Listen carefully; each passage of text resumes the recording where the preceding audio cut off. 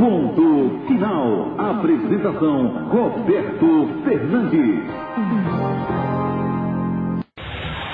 Entrevista no Ponto Final.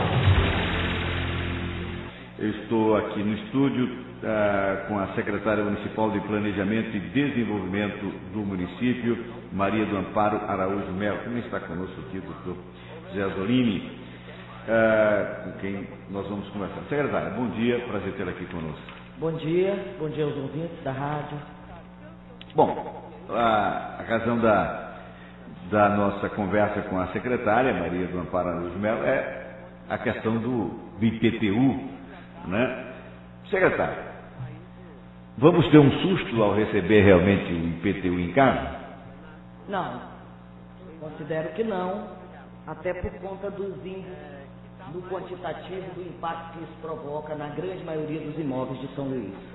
Só para o senhor ter uma ideia, nós temos aqui dos 62 mil imóveis prediais que serão tributados, 70% deles pagarão em média R$ 56 por mês. Não vejo que tipo de susto poderíamos tomar com esse percentual tão expressivo. Dos imóveis territoriais, 60% pagarão em média R$ 41 mil por mês.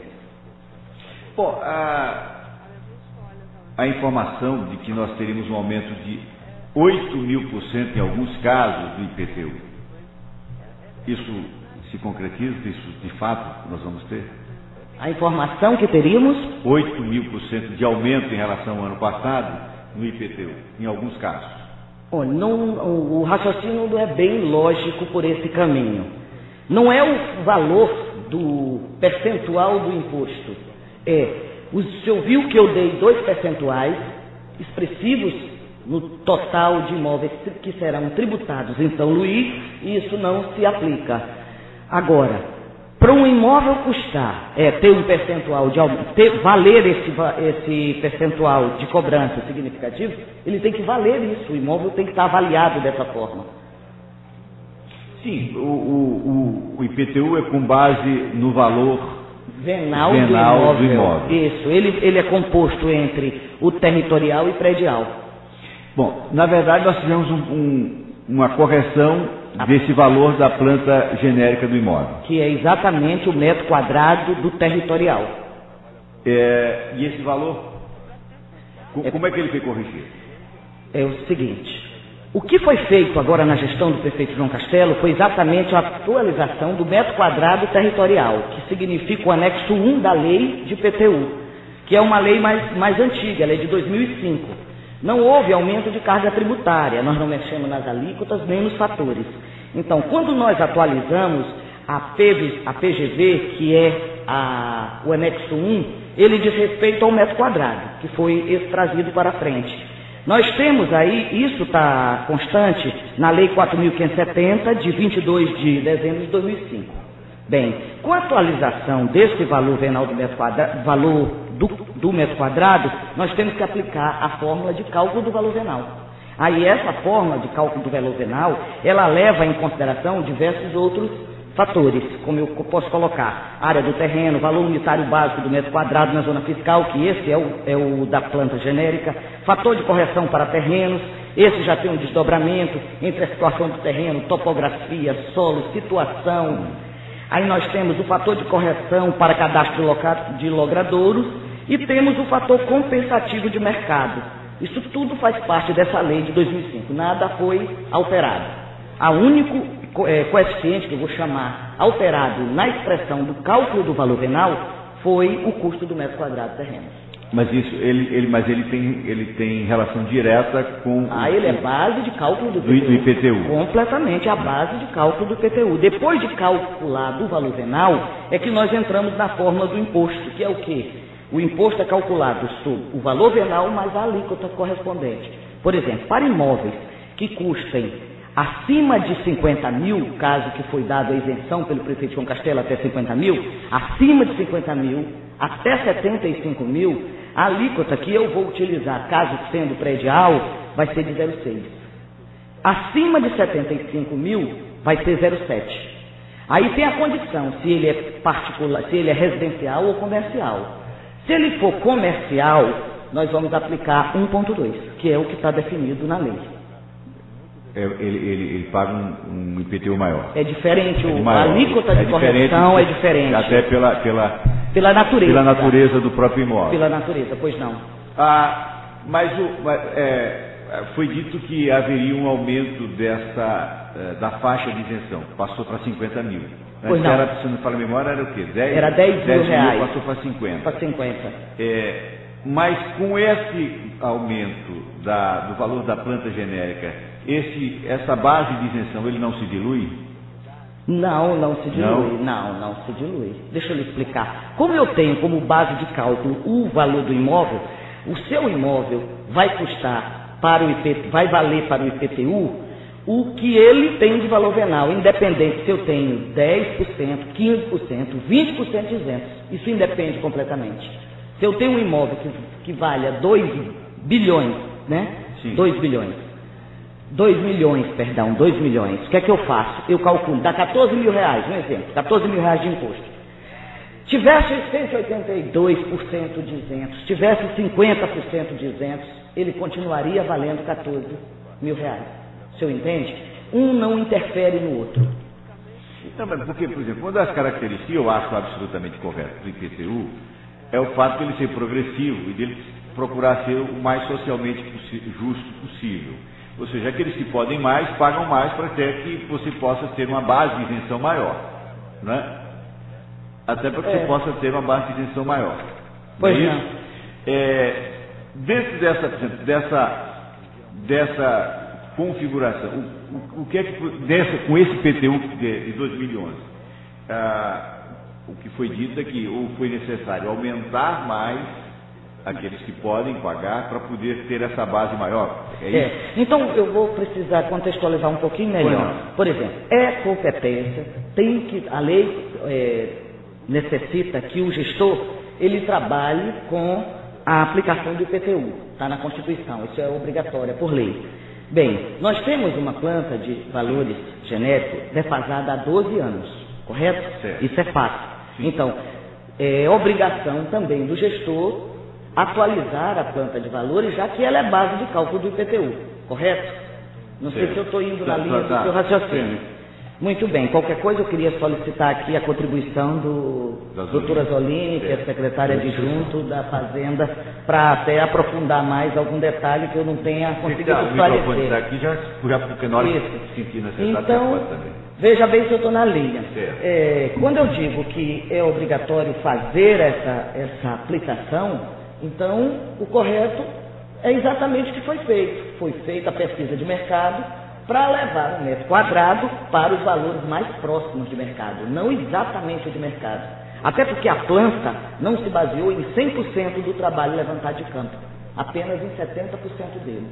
E além de ser em 70% dele, ainda houve uns fatores de redução, que isso foi oriundo de uma comissão, onde estava o Poder Executivo, né, mais a sociedade civil, representada pelo CRES, pela Associação Comercial e pelo CREA, onde se fez uma análise, por sugestão da própria empresa que fez o levantamento de campo, de que seria oportuno trabalhar exatamente por conta dos impactos que poderiam ser causados. Então, dos 16 setores, nas 188 zonas fiscais, o trabalho foi aplicado. Então, nós temos aí redutores que vai, além de trabalhar com 70% do valor de estudo levantado, ainda vão ser aplicados redutores aí que vai 50% do valor que foi levantado, em cima desses 70%, se o senhor está me entendendo. 30%, 20% e 5%. E finalmente os isentos. Bom, é claro, a gente sabe que o metro quadrado de São Luís é um dos mais caros, pelo menos na região. Confissão. Sabe? Né? O imóvel também. O imóvel aqui está um absurdo de caro. Há de se aproximar dessa realidade. Isso estamos de acordo. Mas me parece que determinados imóveis, por exemplo, vou pegar aqui um exemplo, não sei se é isso mesmo, mas pelo menos é o que chegou a ser dito. Você estava pagando, digamos, R$2.000 do IPTU, e esse ano saltaria, por exemplo, um imóvel de 2 mil para 15 mil reais. Esse salto existe, doutor? Para trazê-lo aqui também para a discussão. Bom dia, Roberto. Bom dia aos senhores ouvintes deste programa, da Rádio Mirante. Porque por mais que você tenha dinheiro, mas de 12 para 15 é uma mordida, né, com muito apetite. Eu gostaria de chegar nesse ponto que você tocou, mas só fazer uma abordagem rápida com relação à questão da isenção que foi falada. Como a planta genérica ela sofreu uma avaliação, também foi avaliado os 10 mil anteriores de isenção que passaram para 50, porque eu já ouvi alguns comentários a respeito de estamos cobrando mais para poder bancar a isenção dos 50. Não é isso, porque se você tem 10 mil durante 13 anos desatualizado, se você atualiza, ele não vai continuar sendo 10 mil a isenção. Aí foi a minha pergunta. Isso, então, os 50 mil, ele está dentro desse contexto de avaliação, ou seja, ele, na avaliação feita, chegou-se à conclusão de que os 10 mil daquela época seriam os 50 de hoje. Não é? Muito bem. Agora, para a gente, é interessante, Roberto, que a gente faça a materialização de algumas coisas para se ter a ideia do problema. Veja, nós temos aí aproximadamente 61% dos imóveis registrados que vão ser isentos, né? Que são em torno de 127 mil unidades isentas. Então, se você transformar isso aí em 3,8 habitantes, como joga normalmente o IBGE, você tem quase metade da população de São Luís se beneficiando da isenção, que nós sabemos que são os bairros mais carentes e tudo, pessoas com a renda mais baixa.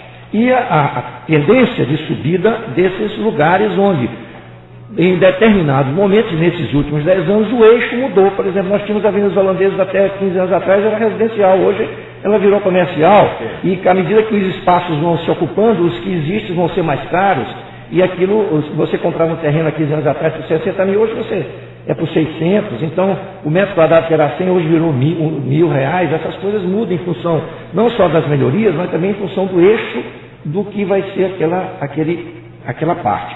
Por exemplo, um local que se fala muito, né? A Península. Então você vê o seguinte, nós tiramos alguns exemplos do próprio anúncio dos jornais de venda de imóveis. Eu tenho aqui alguns, eu vou até deixar com você isso aqui, para você ver, né, do que estava sendo oferecido comercialmente e quanto que a planta genérica avaliou. Parece que ali você acha imóvel fácil de 1 milhão. 2 milhões e meio, 2 milhões, 3 milhões, 4, tem até de 6. Obviamente que no meio de uma série de imóveis de 1 milhão, quando você acha um de 6, esse de 6, ele estava pagando a mesma coisa que o de 1 esses anos todos. O ouvinte até fez uma coisa ontem que eu achei interessante que ele falou. Que é o seguinte, tinha gente pagando menos IPTU do que o condomínio. Muito menos. E aí não é o valor da taxa. O metro quadrado da Península estava sendo cobrado por R$57. Mas não tem o menor cabimento. Não tem cabimento. Agora, na hora que você tem lá na Península um apartamento que custa 6 milhões, pagando a mesma coisa de um apartamento que custa 300, o condomínio não é justo. Aí ele pode dar os 8 mil por cento, os 10 mil por cento, sei lá quanto. Ele não interessa quanto ele deu, interessa que a planta passou a cobrar dele o que realmente ele vale. Porque o que a planta de valores, ela avalia. Então, aí é que está certo, foi o que colocou de alguma forma a secretária. Mas assusta quando você, de alguma forma, dá um salto de uma vez dessa forma. Porque isso em decorrência, como falou a secretária, da defasagem da planta. É isso? Sim, defasagem da planta. Isso foi em decorrência dessa defasagem, como ela não foi atualizada ao longo desse tempo, provocou tudo isso. Então veja bem, durante esses 13 anos com a defasagem, imagine quantos imóveis não foram construídos nesses últimos 2 anos na Península, né? Então, à medida que esses imóveis são construídos, se eles são registrados e com a mesma avaliação que vinha sendo feita nesses anos, ele foi, já no seu início, ele já nasceu com avaliação inferior. Então, na medida digamos, um imóvel um condomínio que acabou de ser construído aqui, digamos, na Península, que é a área que está que é a área mais valorizada atualmente. Hoje. Então lá, você constrói agora, ele estava sendo construído não com valor atual. Não, registrado, né? Sim, registrado. Que é para efeito do próprio imposto. Isso. Estava com valor lá embaixo, de 13 anos atrás, quando na verdade ele já deveria ter sido feito o que está sendo feito agora, ou seja, o registro dele. Você tira isso, quando você olha o pagamento do ITBI, quando há uma transferência de imóvel. Então tem um cidadão pagando R$700, por exemplo, de um imóvel de IPTU por ano. Quando ele vai transferir o imóvel, ele transfere por 1.800.000, 2 milhões. É só você olhar aí nos anúncios comerciais, e ele paga o ITBI referente a isso. Então, se você pegar o conta corrente do próprio imóvel, você vê, mas como é que esse imóvel pagou de transferência esse valor? Significa dizer o quê? Que ele foi comercializado por 3 mil. Qual é o preço? É com base no valor do mercado. Do valor do mercado, mas do que está na escritura. Porque às vezes, você sabe que a gente às vezes, não estou dizendo que são, mas às vezes pode fugir de um valor por conta de alguma outra coisa. Mas, mesmo que está na escritura, vamos supor, 3 milhões, você já vê logo que o imposto dele, se o valor comercial era 3 milhões, o imposto dele correto, justo, deveria ser muito mais do que o ICMS que ele paga. Por exemplo, um imóvel com 2 milhões. 0,7 em cima disso. 0,7 dá o quê? 14 mil. É. Em compensação, um imóvel desse, você não paga nem que R$2 mil de condomínio, são R$24 mil por ano. Você paga R$24 mil de condomínio por ano e não quer pagar o seu IPTU de 7.800. Que é só uma vez, parcelado. E com a função social. E com a função social. Roberto, você falou uma coisa ainda há pouco, desculpe interromper assim, mas foi justo demais. Você falou na questão da natureza do IPTU. O IPTU, ele é considerado mesmo, na natureza econômica, o imposto mais justo. Porque, primeiro, você não pode dizer que não tem o bem existe. Depois, ele é pelo valor venal do imóvel, do bem.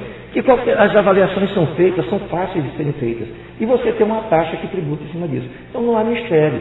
Ele é um imposto extremamente justo e social, porque ele tira o valor maior de quem pode e deixa um valor menor para aquele que pode menos. Agora, secretário, a senhora citou aqui. Eu queria só ressaltar que aí você diz 14 mil, ainda tem algumas facilidades dentro da nova proposição. A prefeitura coloca aí, caso pague em dia, ele vai pagar 20% a menos do 14 mil. Isso em parcela única. Parcela única. E se pagar em dia, que eu posso dividir esse valor em 8 parcelas, e pagando em dia eu tenho mais 10% em cada parcela sobre esse valor. Bom, aí se você faz a analogia colocada pelo Dr. Azolini, você ganha real. Eu pago 24 mil de condomínio, e quanto que eu vou chegar a pagar do meu IPTU nesse imóvel de 2 milhões, né? Eu chego bem menos de 14, né? Quando eu tiro aí... O Ministério Público também denuncia que houve um vício, né, nesse processo todo, que é a ausência de audiências públicas, e a questão que, em vez de audiência pública, foram feitas reuniões, e até chegando a denunciar a possibilidade de fraude com relação a essas entidades que a senhora acabou de citar, e essas entidades divulgaram nota conjunta dizendo que não aprovaram esse aumento. Bem, esse assunto eu posso explicar com muita propriedade, porque aconteceu na sede da CEPLAN, na sala do fórum. Eu fui a pessoa que coordenei toda a reunião e posso lhe dizer duas coisas. Primeiro, a prefeitura não foi notificada pelo Ministério Público em momento algum. Então não procede a afirmativa que os jornais publicaram de que o município tinha sido notificado pelo Ministério Público. Inclusive, a senhora Fátima Travassos, procuradora do Estado, ela estava fora e nos causou um pouco de indignação ao ver a matéria publicada. E isso que denotou, eu não sei se era alguma tratativa interna entre promotores, mas que na ausência dela, acabaram mandando para a imprensa uma coisa interna e ainda não, que eu diria, consolidada, né? Sem o aval final. Então isso não houve. Só para esclarecer que o Ministério Público aí, para nós não temos conhecimento legal do fato, apenas a imprensa que divulgou que teria a prefeitura sido notificada. Não, isso é fato. Agora eu gostaria de retratar o procedimento do assunto. Só bem aqui, eu acho que é importante ressaltar, porque para dizer que é só a imprensa, não. Aqui, eu estou aqui com a página do Ministério Público, está na página do Ministério Público, não é? Ministério Público aponta irregularidades no aumento do IPTU. Está na página do Até Ministério onde Público. Nós temos conhecimento, e é daí que sai a informação da imprensa. É verdade. O Ministério Público se pronunciou com relação a isso. A imprensa divulgou, o Ministério Público foi que realmente caracterizou a notícia. Inclusive, pelo que até onde sabemos, é que a senhora Fátima não se indignou pelo fato, inclusive, disso estar em página do Ministério Público, que não tinha sido autorizado, não tinha sido, não era o consenso. Mas eu não, essa tramitação interna deles, a gente não vai entrar. O que é que a prefeitura fez? Foi pedir um esclarecimento sobre isso. Agora, não me parece justo a prefeitura ter sido apontada e não ter sido ouvida ou ter tido possibilidade de responder. Nem questionado nada a prefeitura para... Exatamente. Então eu queria focar na sua pergunta no sentido da como foram as tratativas para a construção dessa planta. Eu acho que isso a população precisa saber. Todo espaço de comunicação que nós estamos tendo a oportunidade, eu tenho tido a preocupação de focar no ouvinte de uma forma que ele entenda o passo a passo do processo. Então, é necessário fazer, é obrigação por lei que o gestor trabalhe a cobrança do IPTU, e para se trabalhar a cobrança do IPTU, eu tenho que ter toda a base de cálculo do IPTU também atualizada para que ela seja legítima, correto? Porque seria muito cômodo para qualquer gestor ele ficar quieto, deixando a coisa no silêncio como estava, e não é o perfil do prefeito João Castelo. Isso é uma coisa que se escancarou e ele tira lá debaixo do tapete o problema e leva à tona que alguém deveria tomar uma providência, e ele, como gestor do município nesse momento, toma a decisão de sanear esse aspecto. Muito bem. Foi feito que a prefeitura contratou uma empresa para que fizesse o trabalho de campo, né, que isso é necessário. Porque o que diz a lei? Que a comissão composta pelo executivo e por esses órgãos de classe, aí vai PROCON, CREA, CRECE, Associação Comercial, o Sinduscom, isso juntos façam a construção da planta. Mas você sabe que para fazer um trabalho desse, ele acontece com trabalho de visitação. Nós temos 16, que eu diria, setores. Isso está na nossa plano diretor. Isso está na lei, é a metodologia lá da lei de 2005, de como calcular isso, como fazer a atualização. Então isso é feito o quê? Um rastreamento, uma pesquisa rua a rua, por todos os imóveis, custo de imóveis, prática de mercado. Isso é feito um levantamento, depois é feita uma conciliação com as imobiliárias. Ao final, esse trabalho traz para nós uma matéria-prima de campo para que seja julgada e trabalhada por essa comissão. Nós fizemos convite para todos os segmentos, e não foi apenas um. Nós fizemos no dia 4 de novembro, convite por escrito, para que esses segmentos se fizessem presente. No texto do convite deixava muito claro qual era o objetivo da reunião. Construção para a atualização da planta. Muito claro dentro do convite. Inclusive pedindo a indicação por cada órgão desse do seu representante de classe para trabalhar em conjunto com a prefeitura, porque isso é uma visão compartilhada. Muito bem. Logo depois, nós ratificamos esse convite no dia 10, a reunião aconteceria no dia 11, por escrito, e eu mesma coloquei 3 técnicos em telefone, insistentemente, para não deixar que houvesse ausência de nenhuma desses segmentos para a reunião transcorrer tranquila. Mas, mesmo com toda a insistência, eu lembro que até a CIEMA, nós ficamos até o último momento insistindo, mas a pessoa indicada pelo senhor Edilson Baldei ligou dizendo que estava a caminho, mas que não chegaria, não iria dar para chegar. Bem, quem estava presente? Além da Prefeitura Municipal de São Luís, estava presente o CREA, o CRECE e a Associação Comercial. Durante o trabalho, nós pedimos que o representante da empresa fizesse a apresentação metodológica, passo a passo, do que tinha sido feito em campo. E que fórmula foi usada e qual foi a estrutura matemática usada para que a gente tivesse uma pureza da amostra trabalhada, que foi feita assim, por rua a rua, mas no final você retira a expressão, né, que seria as amostras legítimas. Então é aplicada uma fórmula onde ela expurga aqueles valores de mercado que estão muito abaixo e ela expurga aqueles exorbitantes, porque como você é livre para pegar sua casa e colocar uma placa de venda no valor que você achar considerável. Então ela tem cuidado de trabalhar dentro da amostra segura. E foi com base nesse trabalho que nós apresentamos à comissão e juntamente ponderamos vários aspectos. A própria empresa Aerocarta, quando nos coloca a matéria-prima, que aí nós sabíamos que anteriormente qual foi a orientação? Nós vamos trabalhar com 70% dos valores levantados. Isso era fato. Então, eles trazem tudo com este valor. Tanto que o doutor Azzolini colocou aí valores de mercado, que a pesquisa também trabalhou, publicadas em meios de imprensa escrita, aonde está muito claro que a PGV tem um valor levantado, lá no valor unitário do metro quadrado, e ele está 3, 4 vezes maior na publicação do valor de venda. Só para ter uma ideia, não se trabalhou nos 100% de mercado apresentado durante o trabalho, só com 70%. Bem, e a própria equipe da empresa fez umas ponderações e fez sugestões. Porque que era importante que visse, por conta dessa proporcionalidade, não é? Para não impactar tão fortemente, que fosse trabalhado alguns redutores, à medida das zonas fiscais, cada zona com suas realidades. Eu digo realidade num contexto completo, de infraestrutura, né, toda, de saneamento, de condições de mercado, tudo isso que o doutor Azzolini colocou, de o que era antes, do que é hoje, como está, e foi com base nessa situação que ponderamos lá CREF, CREA. Eu lembro muito bem que quando a gente estava discutindo os fatores de redução, o representante do CREF disse que era oportuno trabalhar e que a proposta de 50% em algumas áreas de São Luís era coerente, e a proposta de 30% do valor levantado era coerente, 20% e até 5%.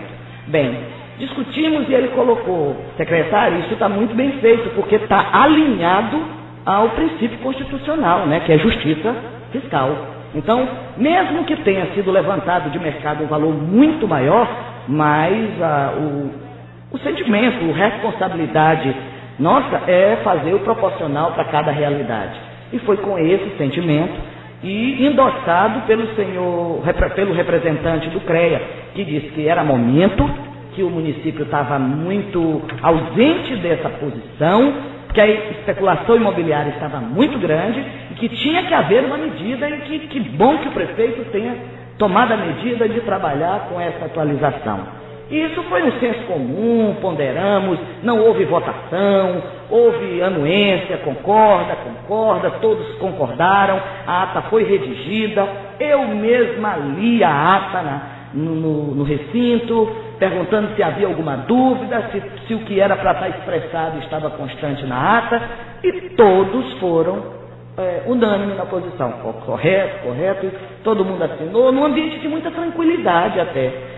Mediante esse resultado, aí quando diz não houve audiência pública, a gente fica preocupado, porque nós submetemos a Câmara Municipal. Você sabe que isso tem que ser passado diretamente para a Câmara depois do trabalho feito. E lá na Câmara, toda essa tratativa de como foi construída, passo a passo, a aplicação dos redutores, mostrando que não houve aumento de carga tributária, houve aumento apenas do metro quadrado, que é um anexo dos 16 anexos da lei de IPTU, e isso foi aclarado, estava lá toda a galeria dentro da Câmara, não foi uma vez, foram duas.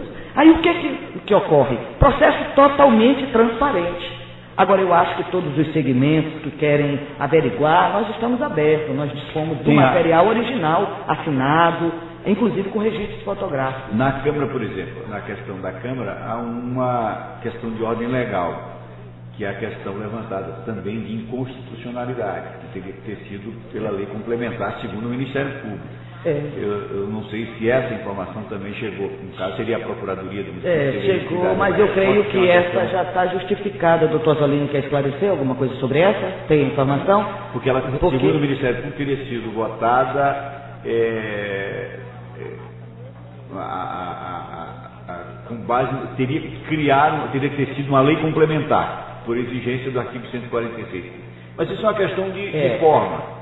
Não se trata de justiça ou de injustiça da lei, entendo, mas de forma, mas aí eu acho que não... Veja, por esse viés, a gente entende que pelo que está noticiado, porque não foi nada notificado oficialmente ainda, né, está noticiado, e aí você tem razão, a notícia foi dada porque teve origem lá no Ministério Público, fazendo essa correção. E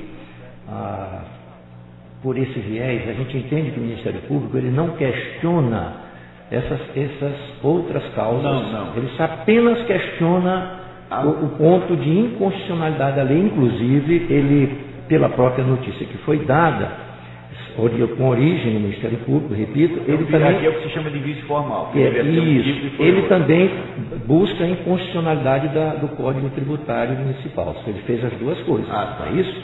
Então, veja, toda a nossa legislação, ela é baseada, ela é pautada no Código Tributário Nacional.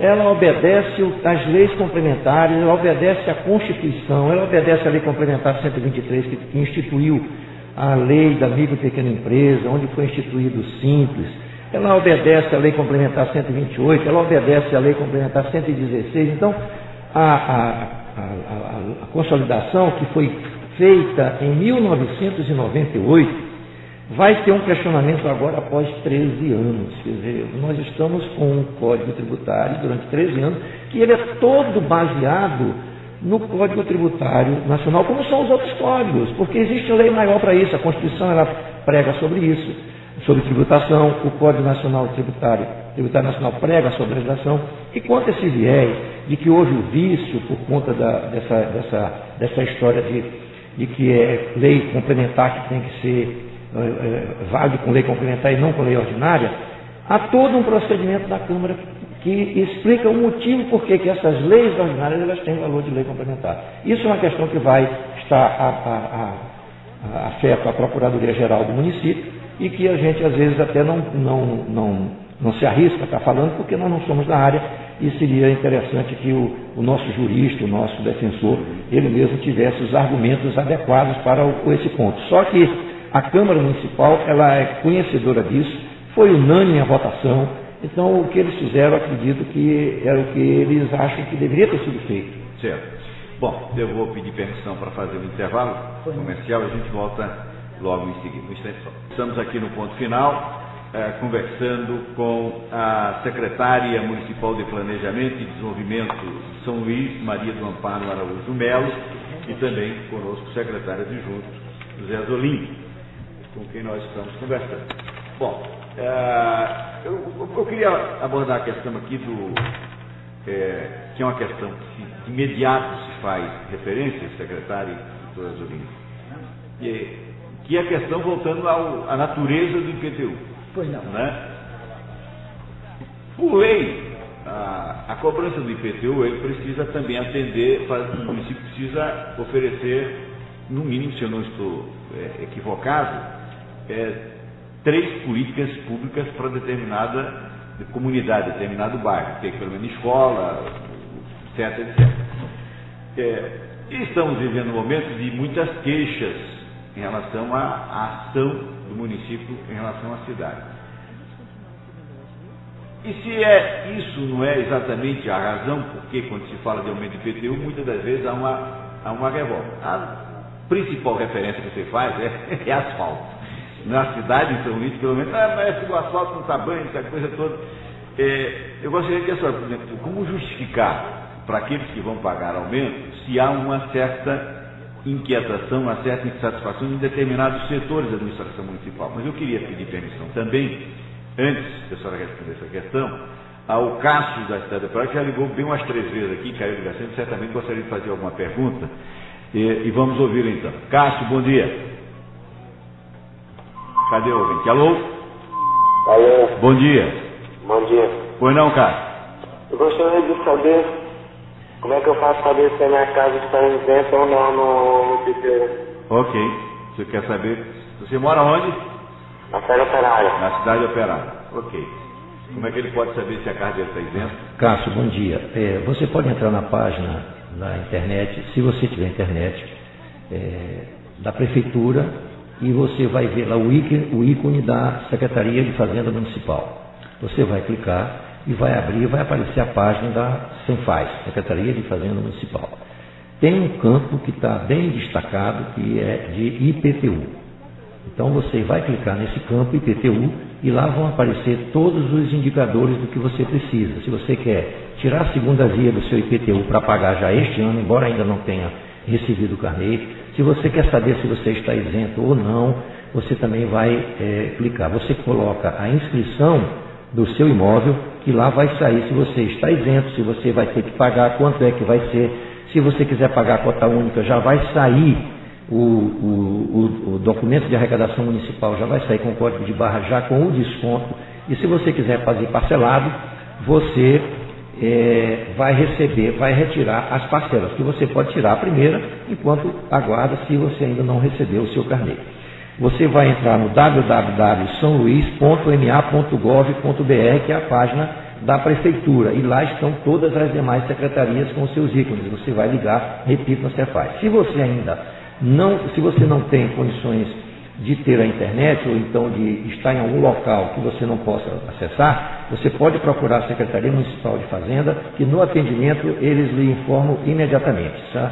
Essa informação eu vou logo passar como global, Roberto, se permite, e a Secretaria de Fazenda, inclusive hoje devemos estar terminando a montagem de vários equipamentos, de novos servidores, de novos computadores para o atendimento, para que nós possamos dar um total atendimento ágil e mais dinâmico com relação a essa questão do IPTU e outras questões da própria Secretaria de Fazenda. Portanto, o contribuinte que quiser, inclusive alguns já fizeram, já pagaram, que quiser se beneficiar da cota única, pode extrair o seu boleto, o seu documento de arrecadação, que ele já sai com desconto, e, repito, é um desconto real, que é 20%, se você calcular financeiramente, você está tendo ganho de principal em cima desse Quando desconto. é que o cidadão vai começar a receber o boleto? Agora, já no final desta quinzena, já deve ter a entrega, porque nós já fizemos toda a parte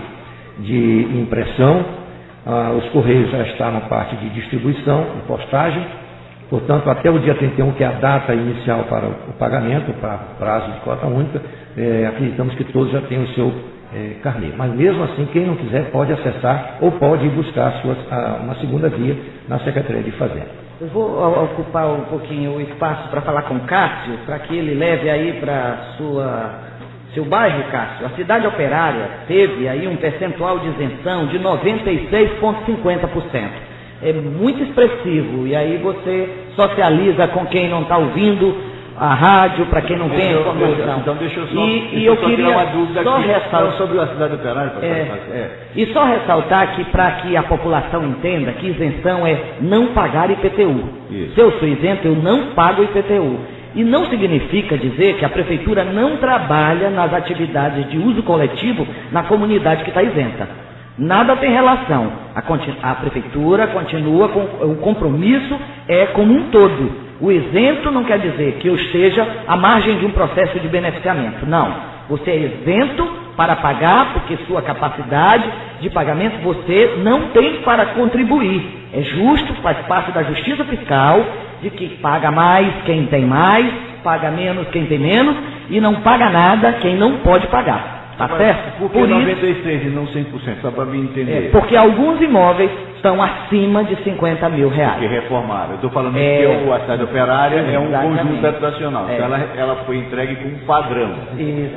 Né? Aí você tem no meio comércio, você tem quem reformou a casa, aí valoriza isso. Exatamente. É isso. Exatamente. Por isso que não dá os 100%. Não dá os 100%. Por que 100%? Magno do Centro, bom dia. Bom dia, Roberto. Bom dia. Bom dia, secretária. Bom dia. Secretária, duas coisas. É o seguinte, tem um amigo meu que ele é dono de um imóvel ali na rua Afonso Pena, inclusive foi locado para o município não honrou o compromisso, ficou devendo o IPTU, como está devendo até hoje, e por cima agora eles estão entrando com pedido de execução desse meu amigo. O imóvel ele é patrimônio histórico. Então, como ele deve proceder? Ele já procedeu, ele está com uma questão na justiça. Não. Não foi isso que ele falou? Repita com mais clareza. O seu amigo tem um imóvel no centro histórico? O município foi que entrou com a ação contra ele, cobrando o IPTU, mas sendo que quem está devendo é a prefeitura mesmo, porque a prefeitura locou o imóvel dele e não pagou a taxa de IPTU. Desculpe, secretário, eu vou só entender. Ele tem que procurar a Secretaria de Fazenda com esse processo, porque deve estar, se é execução, já está na dívida ativa, está com a Procuradoria. Ele procura a Secretaria de Fazenda e faz anexar o contrato de locação com o município para que ele seja retirado desse processo, porque o próprio município ele é imune à tributação. Então, nesse período que o município locou dele, esse deverá ser baixado, mas ele vai ter que fazer essa solicitação de baixa, explicando exatamente isso, porque a prefeitura, o caso da Secretaria de Fazenda, ela não tem registro de que o contribuinte locou o imóvel, ela sabe que o imóvel é do contribuinte. Ele é que precisa ir lá e dizer que ele fez uma locação e quer baixa desse IPTU no período em que ele fez a locação com o próprio município. Mas o imóvel, ele fala que é do centro histórico. Esse imóvel, por ser do centro histórico, ele não está isento de IPTU também? Não é uma das condições de isenção? Nem todos. Existem requisitos para você ter a isenção do imóvel com relação à questão do uso. No caso da locação, que é o próprio município, aí já tem a própria unidade. Por exemplo, se mesmo sendo histórico, mas sendo um prédio de valor, com atividade comercial, ele não teria isenção? Ele teria isenção dependendo do tipo do uso, porque é para questões de profissionais liberais, tem uma série de características que dão a Só o fato de ser histórico não é só isso. É dele estar lá naquela área, para que você possa dar vida ao imóvel, existem as características de uso que aí são isentas. Eu gostaria, sim, de aproveitar o momento, se é me permitido, que a gente está muito atento, geralmente as notícias quando saem, os maiores percentuais é que são os de chamar a atenção. Os menores é o que menos a gente se atém. E se a gente olhar aqui numa estratificação feita depois da pesquisa de campo, depois da aplicação desse valor venal do imóvel, nós temos aqui uma tabela síntese que eu acho que é interessante divulgar. Por exemplo, imóveis que têm um custo de IPTU até R$1.000 dos imóveis tributáveis. Nós temos aí, até R$1.000, nós temos 44.373 imóveis. Isso corresponde a 22,36 na nova prediais. Exatamente. Eu quero chamar a atenção para a população para a quantidade de imóveis que vão ter imposto até R$1.000. Imóveis que vão ter imposto de R$1.000 até R$5.000. 15.347 imóveis. Isso corresponde a 7,73% dos imóveis prediais tributados. Acima de R$5.000, apenas 2.950 imóveis, o que corresponde a 1,49%, menos de 2%. Isentos são 128.688 imóveis prediais isentos de IPTU, o que corresponde a 64,85% dos imóveis. É importante que a população, aí os imunes que o doutor Azzolini acabou de citar, que a prefeitura, os prédios públicos, igrejas e outros, corresponde a 7.089 imóveis. Isso é um percentual de 3,57%. Chamo a atenção disso para que a população perceba que os grandes números estão dentro das faixas coerentes de imposto, não há nenhuma questão em contrário, e aonde temos os imóveis melhores avaliados, eles estão concentrados num total de 2.950, correspondendo apenas a 1,49%. É importante que a população tenha essa ideia do todo, para fazer uma leitura mais precisa. Só para a gente fechar aqui a entrevista, eu tenho 3 ouvintes que estão aqui na linha que querem perguntar. Estevânia da Vila Lobão, bom dia. Bom dia, tudo bom? Oi, não. Roberto, em relação ao IPTU. Sim. Olha só, eu tive conhecimento em relação ao IPTU, ouvi na rádio justamente a secretária, e falava que esse imposto é o único que fica na cidade, que está favorecendo a cidade. Então, a classe que está sendo valorizada, só que não tem condições de pagar isso, é vulnerável aqui às classes baixas, né? Está fugindo o sinal do teu telefone e a gente não está conseguindo entender o que você está falando. Vamos passar para outro enquanto a gente tenta melhorar o sinal aqui. Pedro, da Vila Esperança, bom dia. Bom dia, Roberto. Bom dia. Bom dia, eu gostaria de fazer uma pergunta.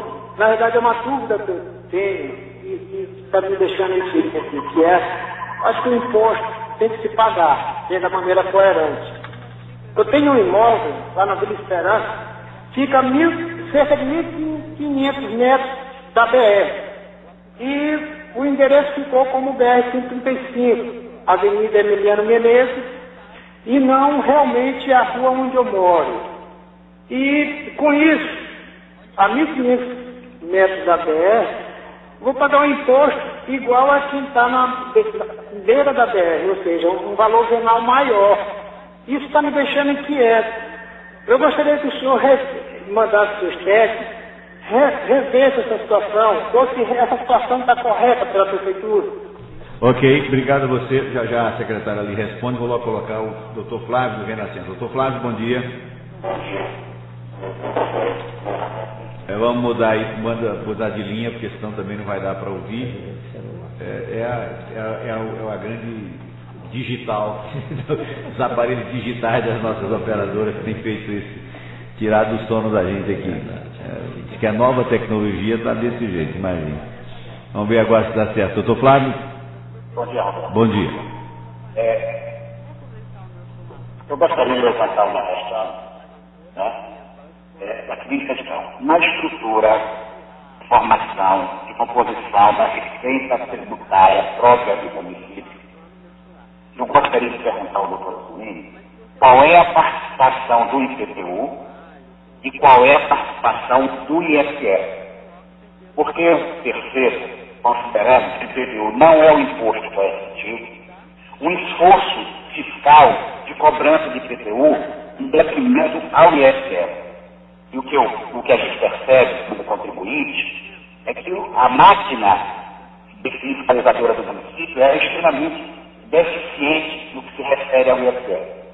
E por que a priorização na questão do IPTU? Muito obrigado, bom dia. Ok, bom dia. Vamos então primeiro ao Pedro, que está lá com a casa no endereço errado e aí tem um valor maior, o valor venal do IPTU. O que ele pode fazer? Eu vou aqui me antecipar a secretária para responder para São Pedro, porque ele alegou que a casa dele foi registrada com o BR, como se tivesse próximo BR-100 está a 1.000 e poucos metros. O Pedro, você tem que fazer uma solicitação de recadastramento, porque, veja bem, esses locais, eles são antigos, quando eles foram formados, eles não estavam em planta nenhuma.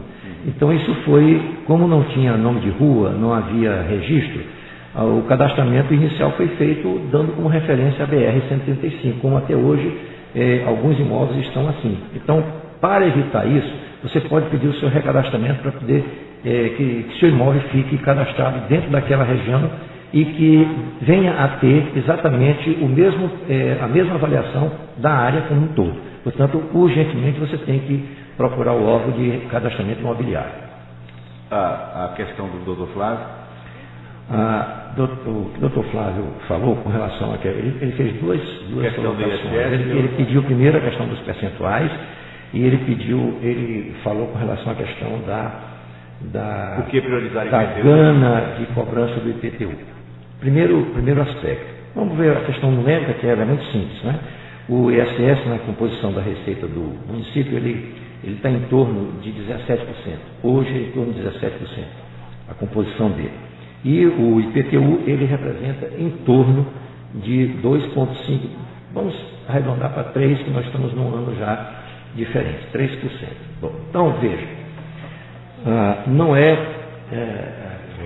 só pelo número, né, de 3% que ele representa da receita corrente líquida do município, já se tem uma ideia de que seria até um procedimento não muito adequado por parte do fisco fazer um esforço gigantesco em cima do imposto que lhe dá apenas 3% da receita corrente líquida. Não há cabimento. Existe dentro do fisco, do trabalho do fisco, doutor Flávio, o que nós chamamos que é uma coisa antiga na administração, uma coisa que muitos gestores usam, que é a famosa lei de Pareto, 80-20, ou seja, 20% dos nossos contribuintes nos dão 80% da arrecadação. Então, se faz um esforço muito grande em cima desse trabalho. Portanto, o esforço do ISS é muito maior do que do IPTU, até porque o IPTU, o esforço maior do IPTU é apenas calcular a base de avaliação, o valor venal do imóvel, porque é como se fosse uma fatura de conta de água, de luz, onde você tem o consumo. No caso do IPTU, você tem o valor do imóvel, que é levantado por uma outra secretaria, que faz parte do nosso contexto, que nos encaminha a base de dados, e nós calculamos a tributação, que é o percentual adequado para cada tipo de imóvel. Portanto, feito isso, não tem mais nada a fazer, é o contribuinte pagar. O que não paga, nós fazemos a cobrança administrativa e depois vai a cobrança judicial. O caso do ISS já é diferente, porque você tem uma série de outros fatores que transforma esse imposto num imposto mais complexo, onde você precisa ver a questão de imunidade, isenção, a questão de empresas que estão beneficiadas pela lei complementar 123 e pela 116 agora, que aumentou, inclusive, o número. O próprio sublimite da microempresa que no Maranhão passou para 2.400, isso já leva quase todas as empresas prestadoras de serviço para situação de microempresa. E a fiscalização, a própria cobrança, ela é toda instruída por uma lei complementar, então não é a prefeitura que vai fazer ou deixar de fazer. Nós temos deficiência, você sabe, e falou muito bem, sabemos que temos. Todos, não é a Prefeitura Municipal de São Luís, todo fisco, seja ele qual for, federal, estadual, municipal, tem suas deficiências, porque se pagar um imposto que fosse bom, não precisaria ter toda essa complexidade de cobrança. Ninguém gosta, isso é uma questão do brasileiro. Mas, eu dou exemplo que os outros países não têm isso. Estou falando do Brasil, estou aqui, tem que falar daqui. Agora, sabemos que temos as nossas deficiências, mas nós já implantamos nota fiscal eletrônica, estamos encaminhando uma série de outros trabalhos, agora este ano, até o final do ano, vamos tomar uma série de providências também, usando da tecnologia de informação para que o contribuinte, além de ter a mais facilidade de cumprir com a sua obrigação, não só acessória, mas também tributária, possa verificar que o fisco vai ficar mais atento. Porque é verdade, nós precisamos ficar mais atentos para também fazer a justiça social, para que todos possam pagar adequadamente aquilo. E esse papel o fisco está se propondo a fazer. É um papel difícil, é um papel complicado, mas sabemos que tudo isso depende de mão de obra e temos que fazer concurso para poder botar mais gente, porque o número é insuficiente. São Luís cresce, microempresa aqui é o número, quase 100% das empresas já estão no sistema de microempresa, então existe todo um trabalho para isso. Portanto, me permita discordar da sua afirmação de que nós estamos fazendo um esforço muito grande para cobrar o IPTU. Não há esse esforço nenhum. Há apenas uma avaliação feita. Eu vou colocar, e fazer o seguinte, eu estive agora, Roberto, há uns 20 dias atrás, participando de um seminário que foi realizado em Fortaleza, que foi capitaneado pelo Ministério das Cidades, junto com o Instituto Lincoln, que é um instituto que trabalha com questões de terra no mundo todo. É um instituto especializado nisso. O Ministério das Cidades está se apoiando nele e fez uma reunião com os secretários de Fazenda das capitais. O assunto principal foi o IPTU. Dentre as proposições que saíram da reunião e capitaneada pelo Ministério das Cidades, é que se torne obrigatória a avaliação das plantas genéricas pela lei de responsabilidade fiscal, porque hoje a lei de responsabilidade fiscal apenas diz que o gestor é responsável pela cobrança devida dos impostos e não deve ser omisso. Omissão é não fazer a avaliação da planta, isso é omissão. Agora, fazer é cumprir a lei de responsabilidade fiscal. Só que agora a proposição é de que a lei dite o tempo em que essa planta deve ser avaliada. Para os municípios, a proposta é para os municípios com mais de 1 milhão de habitantes, de 2 em 2 anos. Para os municípios de 500 a 1 milhão de habitantes, 3 anos. De 300 a 500 mil habitantes, 4 anos, e menos de 300 habitantes, de 5 em 5 anos. Portanto, deverá ser obrigatório, se isso passar. Ok. Bom, queria, só para fechar, deixar também agora à vontade a secretária Maria do Amparo. Eu gostaria de, para o ouvinte, ter uma ideia do todo. Nós temos aí 232.317 imóveis. E a divisão desses imóveis. Imunes, nós temos 7.810. Isentos, 133.321. Aonde desses, 128.688 são prediais, que vai por essa determinação de sair de 10, a isenção, R$10.000 o imóvel, para 50 mil. E 4.633 são territoriais, são impostos que não pagam porque tem valor inferior a R$30. Tributados, nós temos apenas 91.186 mil imóveis, que aí envolve os prediais e os territoriais. 62.660 são prediais e 28.515 são territoriais. Eu fiz questão de reler essa tabela para vocês, situando no todo, porque desses tributados de 91.186, 62.660, 70% desses só vão ter IPTU médio mês de R$ 56. E dos 28.515 dos territoriais imóveis, vão ter imposto médio, 60% desses, de R$ 41. Nós temos todas as informações compiladas que podem ser, inclusive, socializadas, apresentadas. Outro aspecto muito importante para a população conhecer é que depois daquela reunião, durante a reunião onde foi definido a aplicação de redutores, nós temos aqui o quantitativo de quem vai pagar apenas 50% do valor, apenas 30% do valor, 25%. Então, para quem vai pagar 50% do valor, são 39.048 imóveis. Vão pagar apenas 50% do valor da planta genérica. E eles correspondem a 16,85%. Lembrando que aqui não estão mais os isentos, correto? Nós temos aqui que vai pagar 30% do valor da planta, 118.350 imóveis, o que corresponde a 51,07%. Vão pagar apenas 20% da planta de valores genérico atualizada, 13.520 imóveis, que corresponde a 5,83% dos imóveis tributados. E 5%, quem vai pagar só 5% da planta de valores genéricos, são 47.682 imóveis, que corresponde a 20,57%. Fiz essa fala para que a população se tranquilize. Nós temos aqui um trabalho equânime, que eu digo justo, como foi dito aqui pelo doutor Azolim, a própria lei de responsabilidade fiscal quer cobrir esse direito para que os gestores cumpram o seu papel. Deixar 12 anos isso sem ser considerado não foi justo com você, morador, com todos nós que contribuímos. Não podemos ser omissos diante de situações irregulares. Ousar e expor essa fragilidade é um compromisso muito grande e uma coragem. Vocês têm que reconhecer comigo, porque é mais cômodo fazer que não está vendo, mas isso não faz parte da equipe de governo, não faz parte do perfil do prefeito João Castelo. Tem as fraquezas que existem, tem que ser levada para cima. Vocês reclamam da infraestrutura e é um direito de vocês. Eu não quero me aprofundar muito, mas hoje, se você me perguntar quanto que a gente arrecada de IPTU, é até muito difícil. Eu queria até fazer um parênteses, se me permitem. Eu fui aqui à cidade de Ribeirão Preto, são 600 mil habitantes, e eu fui por curiosidade visitar a prefeitura para exatamente conhecer o processo de arrecadação do IPTU. E tomei um espanto.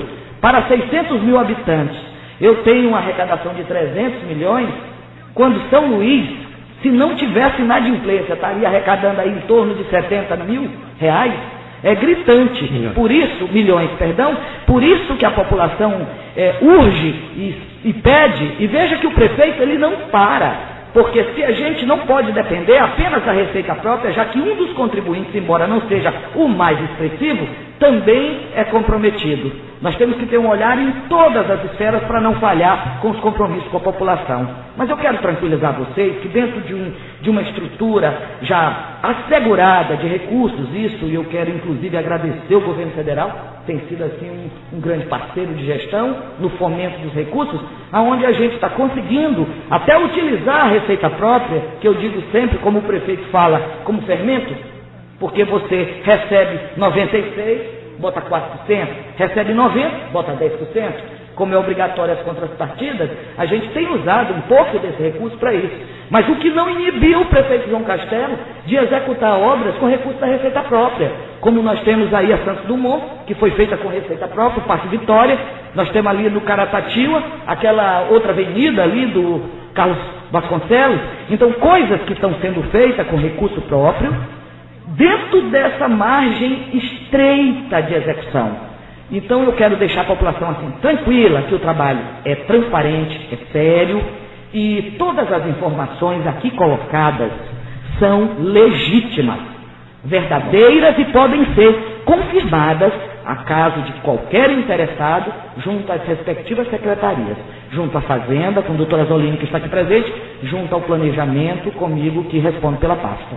Ok. Obrigado. Obrigado. Só quero fazer mais um. Eu queria só, Roberto, agradecer a sua gentileza, a forma como você nos recebeu e dizer que nós estamos sempre à disposição para qualquer dúvida, esclarecer caso seja necessário para a população. E dizer à população que os carnês eles tiveram um pequeno atraso, mas que até a metade da segunda quinzena eles estão sendo postados e a Secretaria de Fazenda está devidamente aparelhada para atender a esses contribuintes com relação ao IPTU. Muito obrigado a você, um bom dia. Obrigado também ao doutor Azzolini, obrigado também à secretária Maria do Amparo Araújo Melo pela gentileza, ao Edson também pela gentileza de ter vindo aqui conversar conosco.